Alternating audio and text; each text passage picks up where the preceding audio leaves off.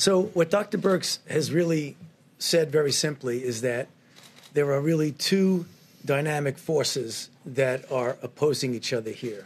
As I've mentioned several times in our briefings, the virus, if left to its own devices, will do that dark curve that Dr. Birx showed you.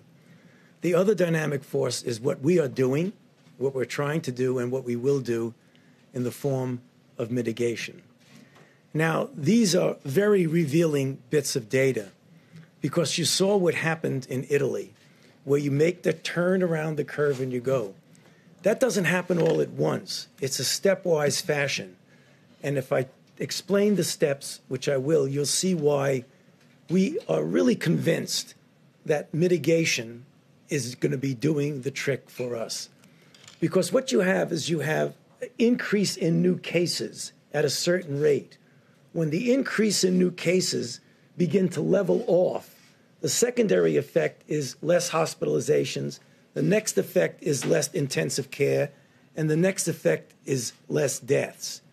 The deaths and the intensive care and the hospitalization always lag behind that early indication that there are less new cases per day, the way we saw in Italy, and the way we're likely seeing, I don't want to jump the gun on it, we're seeing little inklings of this right now in New York.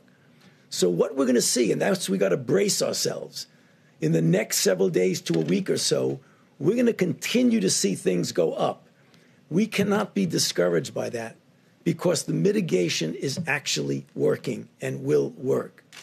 The slide that Dr. Birx showed, where you saw New York and New Jersey and then the cluster of other areas, our goal, which I believe we can accomplish, is to get the hotspot places, the New Yorks, the New Jersey, and help them to get around that curve. But as importantly, to prevent those clusters of areas that have not yet gone to that spike, to prevent them from getting that spike.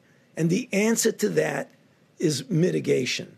Now, the 15 days that we had of mitigation clearly have had an effect, although it's tough to quantitate it because of those two opposing forces. But the reason why we feel so strongly about the necessity of the additional 30 days is that now is the time, whenever you're having an effect, not to take your foot off the accelerator and on the brake, but to just press it down on the accelerator. And that's what I hope and I know that we can do over the next 30 days. And as I said the other day and on one of the interviews, we are a very strong and resilient nation. If you look at our history, we've been through some terrible ordeals. This is tough. People are suffering. People are dying. It's inconvenient from a societal standpoint, from an economic standpoint, to go through this.